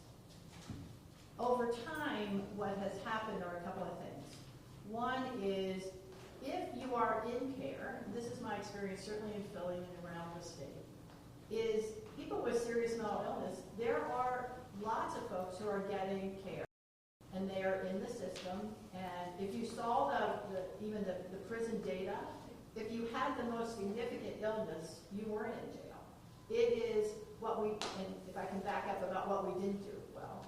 But, so for the folks who are like, you know, some of the top end individuals, if you're in, but if you're in, then you're never getting out, and there's no room for anybody else to get in. So the next generations that are coming up, we have not done the job we need to. So two factors. One, Medicaid is an entitlement, and children in Pennsylvania can come into the Medicaid program as a family of one. It's one of the unique features of Medicaid in Pennsylvania. So most kids who are getting their treatment services as children up to 18, is actually supposed to go to 22, so that's a whole thing. DRN, you should talk to them at some point.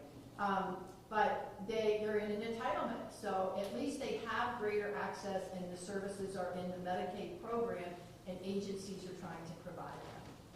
You hit 18 to 21, the county-based program is not an entitlement. The funding that they have is only as much money as they have. So that you are not entitled as you are under the Medicaid program. And so part of the challenge is, although there's a priority that's required for people with serious mental illness, that's who should be getting in. But our flow has been compromised by both COVID and money. Our workforce has been compromised by both COVID and money. And there is the transition, and some of the things that we know work for kids transitioning has not occurred. And so again, what we learned as young people, including my son has 2 friends who have serious mental illness that went to school with him and played soccer, they're 35. One of them is extraordinarily successful after a very challenging journey, but he's now good, he's got a child, he's working, because the younger folks don't want the programs we set up for the people who are leaving state hospitals. They don't necessarily want the things that, like a partial program, they want a life. They don't want to be a mental health or mental ill person. They want to have a life that is, I want to be married, I want to have a relationship, I want to have friends, I want to have a job. And our obligation is to make sure that happens in a way that when you're not feeling well, you have immediate access to what you need, you have peer support, you have a community that wants you to be well and to be supportive. And it's not easy, but it is all of us. So I just wanted to share that if I could. No, that's great. So I wanna get to the community discussion and the Q&A. I did want to ask you guys about the uncertain future for Medicaid, but maybe we can kick that to if people have questions at the end. Yeah, we should do an HR1 update. Okay. Okay. Maybe if we have time at the end, we can talk about Medicaid, because that is the thing. I mean, I just talked to you guys about state funding forever, but that's like a drop in the bucket anymore.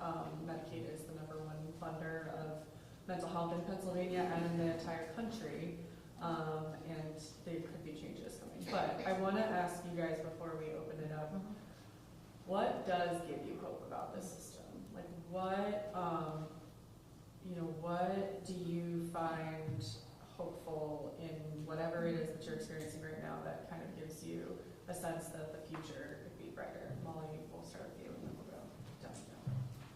It's a nerdy answer, but the research, we're identifying new treatments. We're learning more about the underlying drivers of these conditions. I consider myself to be treatment resistant. I haven't responded to medications for my mental health or for my pain.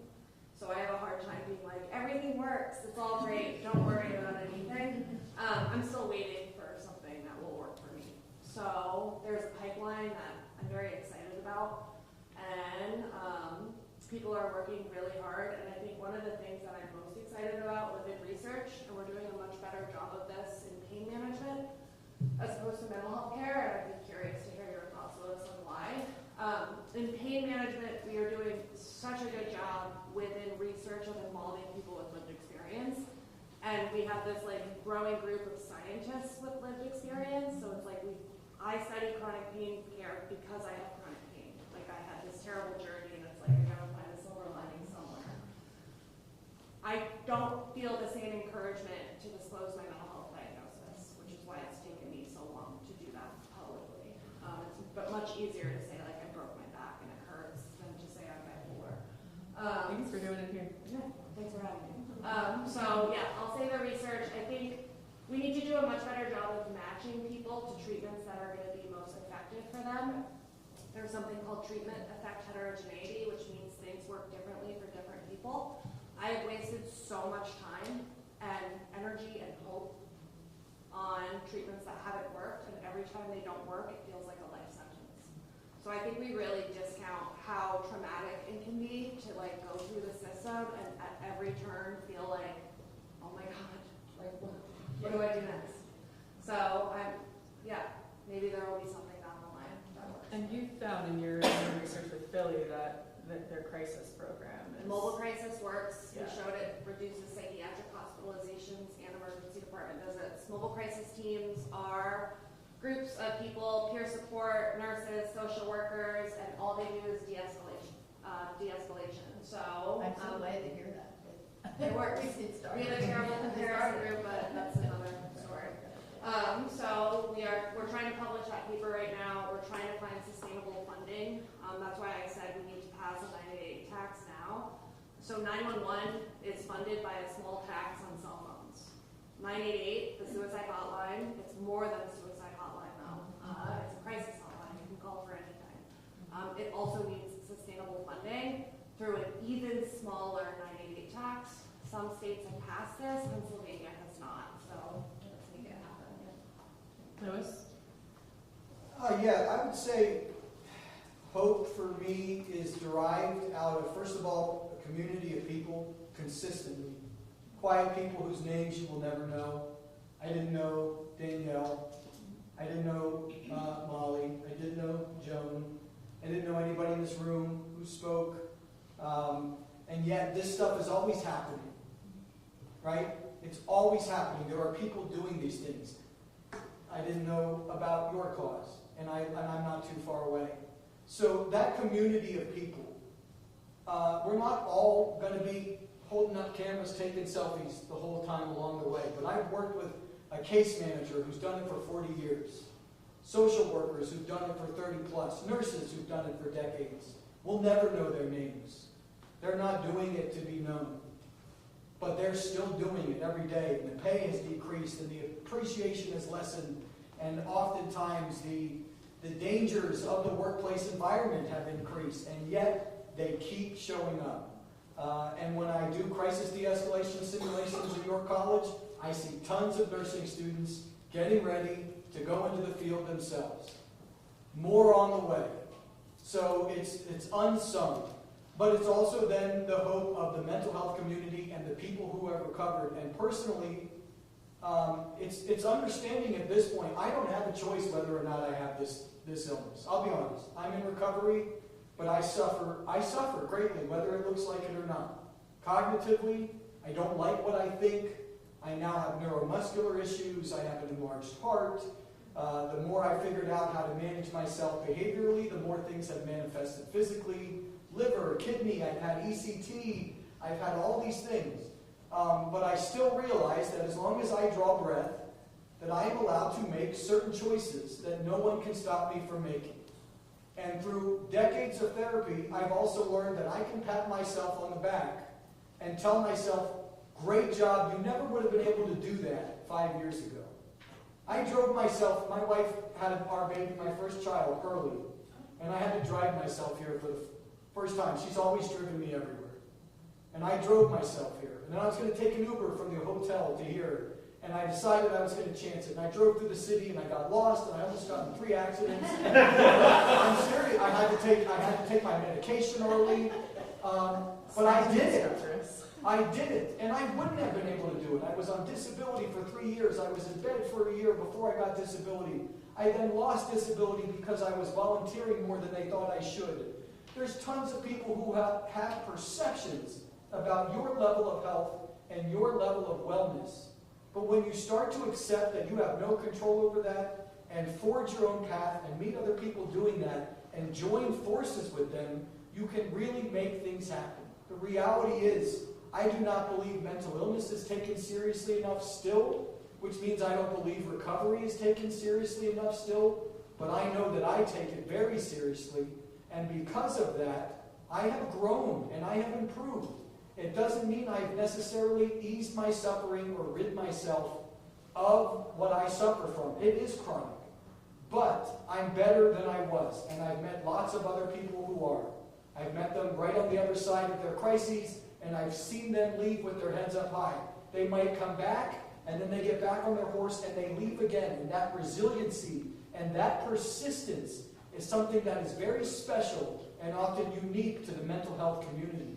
So I see a ton in the people offering services and a ton in the people receiving it.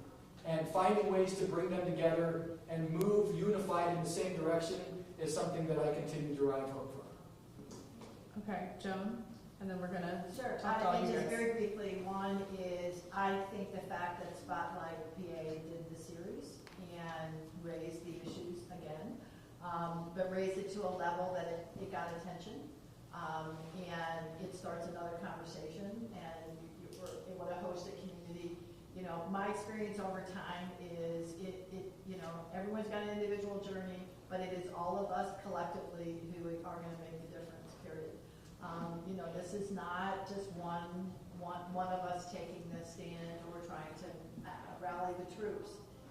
It will be persistent, it's going to be frustrating, but we really have to continue to raise our voices to let folks know that it's important, and it's really time again to reestablish the importance and the critical nature of the things that we care about for people with mental illness, and we'll get there. We'll do it again. Yeah, for sure. Okay, so we are gonna now talk. If you guys have questions, you can either, Maybe people try to come up to the podium to ask Okay. questions. Is that okay? If you're not comfortable with that, let me know and I'll see what I can do. And this is, again, it's less like ask the panel and more just like if people have thoughts, if they want to ask, Christine something, or if Christine wants to ask Louis, we just want everybody to kind of share.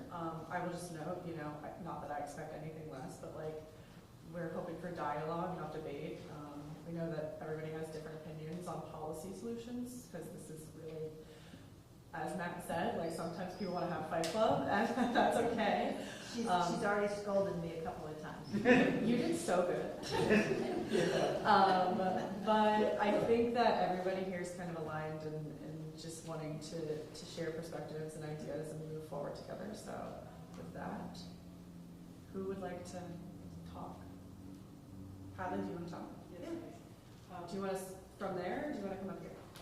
You can project. Yeah, of course. If you don't mind, I'm afraid it's going to be much. I just want to mention, too many things to mention, don't want to make my points important. I have this political brain injury. That's why my funny hat looks like a brain that says things underneath and all those things, which doesn't help, but that's kind of the idea. I just want to say, in terms of triage, you're talking different things, and also how people's mental illness, which brain injury can be mental illness too, because it affects your whole brain in different ways. Every brain injury is different. From a concussion to, Gabby Giver, your former congressman who got shot in the head.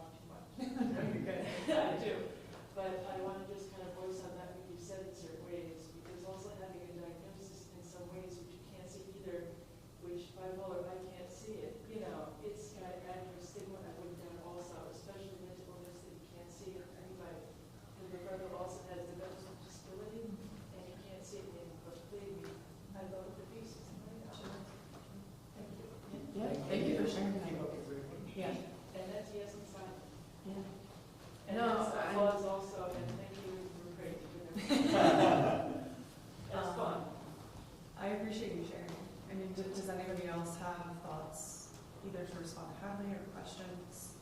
If not, we got some questions sent to us beforehand. Yeah, of course. I just want to take a second. My name is Joe, and one, I'll confess that I am bipolar. I also have a son that's bipolar, and I also have a grandson that's bipolar that's in Upstate prison right now. My son is in Colorado because he could never get any treatment here. And when he finally took off and went to Colorado, he was in a bad place. And fortunately, they had police that were trained at CIT that brought him in to get help rather than put him in jail, which wouldn't happen here. It did happen to him here. But anyway, I'm also involved. I'm from Lebanon County now, and I'm on the Mental Health Advisory Board. I'm on I go to all the Criminal Justice Advisory Board meetings. I'm a peer specialist, and I do peer support peer groups in the county, and I volunteer to do them. And I'm kind of dedicating the rest of my life to trying to help people. And plus about 3 other groups and organizations that I belong to, 3, 4, 5 more. But anyway, I've tried to push CIT in our county. I've talked about it. I've said, there's a grant out there, you can get this. Yeah. Boom. So one of my big questions is, we're talking about what the state does, and that's all I hear all the time. We can't, what do we need to do in the county? Well, we can't do anything. We don't have any money. We can't do anything. We don't have any money. And I can't even get people to put down the needs. I mean, I've got lists of needs and saying that these need to be done. If we don't have any money, let's at least have it there in a placeholder saying this is something that needs to be done sometime. So, but I'm fighting with the county, and not really fighting. So it's Lebanon? Lebanon County. But, we're talking about the state, but I'm up against a lot of people that don't really want to do anything. Yeah, no, I get it. So, I'm a mayor of a local community as well, and there's probably other county folks who are here. What I would say to you is county commissioners also get to make choices.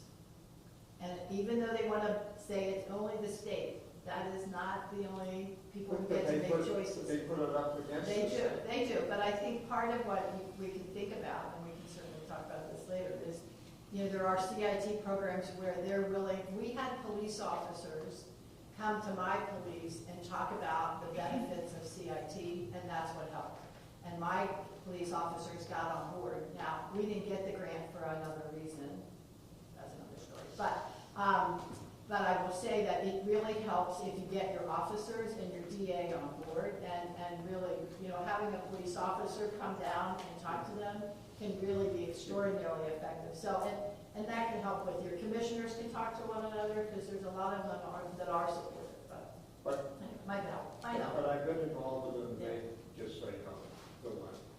Well, we'll work. Let's work on it. Well, Good. Sorry. Good. The other thing is our prison is, when I came here and I see, what's happened in the past, what's happening now, and what's happening in the future. Well, our prison is now the mental health facility in Lebanon County. And that's not acceptable, is it? No. And, and they don't like me because I'll say this should be done or that should be done. And they don't want anybody to point anything out. And they keep things closed. Prime care, I know them. I've got some of the reports maybe that you've got. And when I see 90% of the people in prison on multiple psych medications, from the day they walk in, and I'm thinking, because I've got lists of that and what they give and how many they give. And they said it to be redacted, and I was able to figure it out and unredacted. And it's not just the jail, like Ruth was saying, it was like first Levi was in jail and it was one kind of treatment and he was on these older meds that had these side effects, and then he went to Torrance and it was a different kind of treatment and it was different side effects, and then he went to, you know, Albion and it was different there, and then he went to Waymart and it was different there, and it's just, you know, it's a system that doesn't have an incentive, it doesn't have the incentive for treatment, it has the incentive to incarcerate, so. Yeah, and what I want to do, you know, I'm punching away, having a small group here and a small group there, but I want to get out and I want to speak about this. I want to when we talked about getting other people to advocate, to have people go and start making a movement to try to get things to change. And I'm thinking, you know, that's where I want to head. Well, thank you so much. Is there anybody else that wants to Yeah, share? I'm sorry. Or, no, you're fine, I just, We had a table meeting together once, you and I. What's that? We met once. You, me, and I believe Rachel. We sat at a dinner table, or at her dinner table. Yes. Yes. It was good. Just want to say good to see you. Just waited. Yes. yeah. Hi. One thing that I did not hear, and I'm curious about, what about the accountability of the psychiatrists?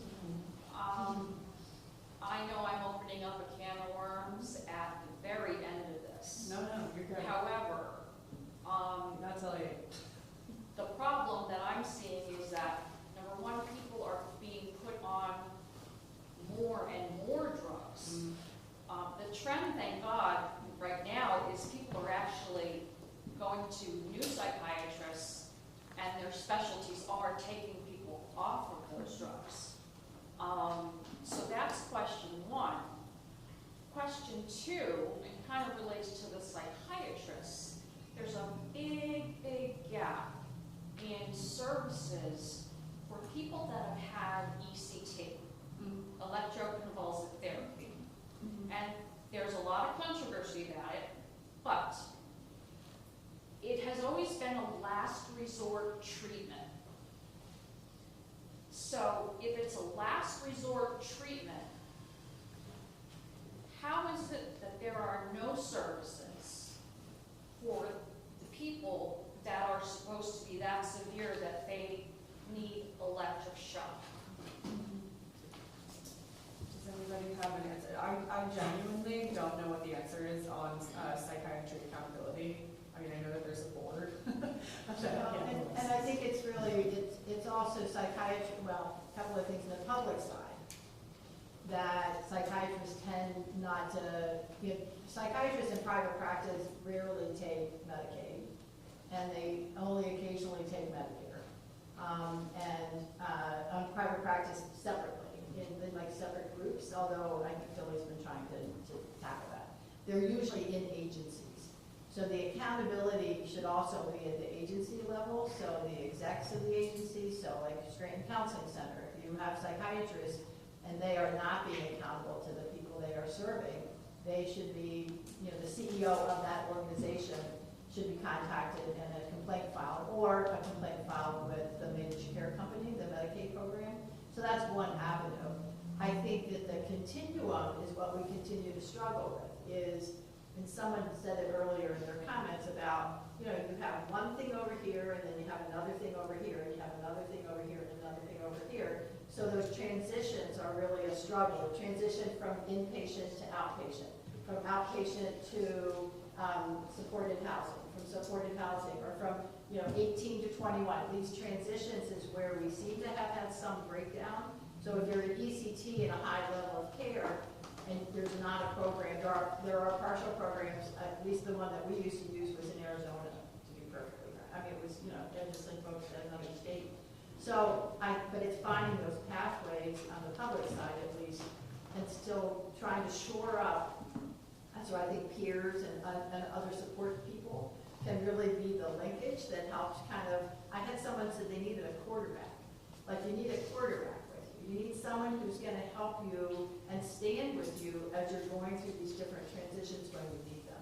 And we really have struggled with that over the recent years, with trying to get folks from one place to the next place with the kind of support they need in order to stay, healthy. And it's definitely some breakdown in that, I think. Thank you. The continuum of care.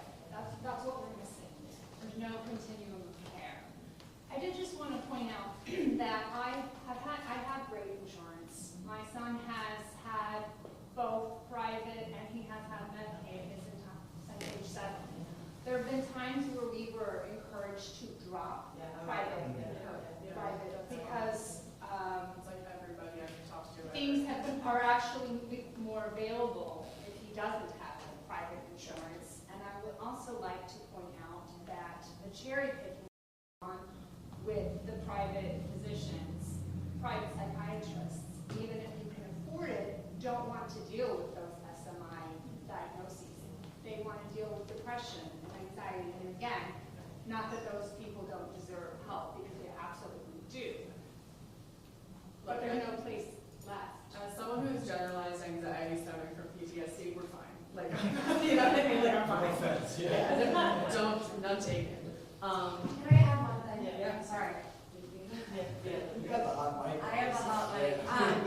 You have the ghost mic. So most of my work is using insurance claims. I get all the data and I see kind of what happens. If I look at a physical therapy claim, there are 15 codes that I can see. I see that they got ice packs. I see that they got on a treadmill. I see that they got A, B, and C. For a psychiatry appointment, I have one code and it says 15 minutes. I have no idea what is happening. And I think compounding that, and I mentioned this earlier, most psychiatrists, they're most likely to work in small practices, which means they don't have electronic health records. So like most of my psychiatrists have not had electronic health records. They're just using a notebook and then doing whatever. So there's just less oversight by design. And they set up shop like that because they can. That's coming back to the financial incentives. Yeah. Can I speak quickly as well? Again, I feel surrounded by two experts. So I would like to say we learned in peer support training to be experts at not being experts, which means that I'm going to learn about you from you. And I applied that to pretty much everything I do. So the one thing about psychiatry, and I would say mental health in general, is when we talk about accountability, this is the single most, as far as medical fields go, there's no greater accountability put on the patient than in the mental health field. So if we look at psychiatry, many medications take 4 to 6 weeks. The doctor has no idea whether or not that medication will work. You will see the side effects before you see the therapeutic effects. Within 4 to 6 weeks, you might see the therapeutic effects. If you don't see the therapeutic effects, we may increase the dose, start that over again. We may change the medication, start that over again. So as long as this remains the quote-unquote imperfect science, the accountability is on the person who's trying the meds, and I've referred to myself as a lab rat multiple times, to literally experience side effects that were completely undesirable, come back and try it again when it doesn't work. Then you find, like, I was almost 300 pounds when I was in nursing school. I was on an antipsychotic that worked, but I hated the side effects.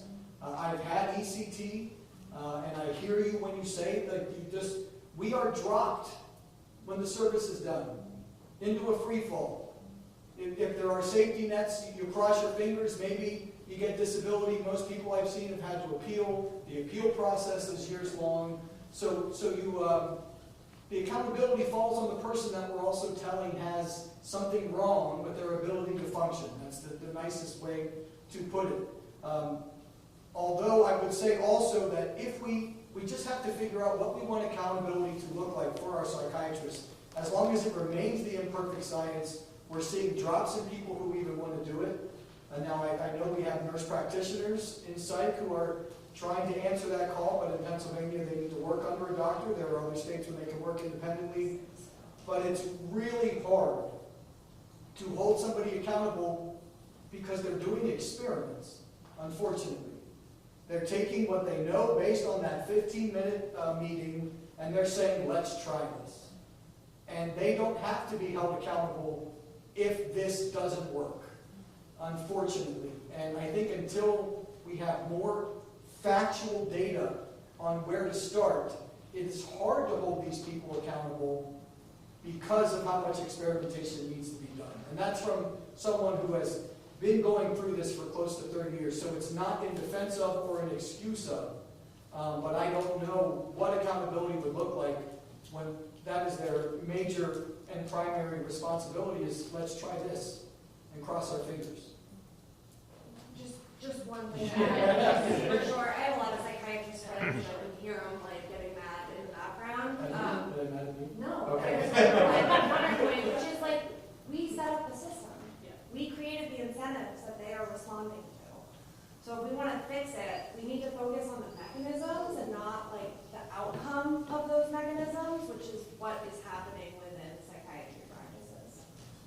someone in the back. Yeah, Heather, I just want to give other people a chance. Yes, no, I really enjoy this discussion as someone who has lived with a serious mental illness diagnosed with a serious mental illness since I was 17, probably long before that. I've been a recipient of Medicaid, and I also have private insurance, and I can tell you that Molly mentioned having home ec for pretty much the healthcare system. I was like, oh, like that, because I constantly feel like I constantly have to advocate for myself, for my child, for basic things. I don't know how many psychiatrists I let go, but I will say that at a mental health agency where it was Medicaid, I did go. I was like, I'm waiting until I speak to someone, and I did, and they did get me a different doctor, but I think they also wanted me out of their office. But then more recently, I have private insurance. My psychiatrist had retired, who honestly, she was the one who I became well on, and I was with her for 10 plus years. So it was a very, very big transition. Went to a totally different provider, and tried different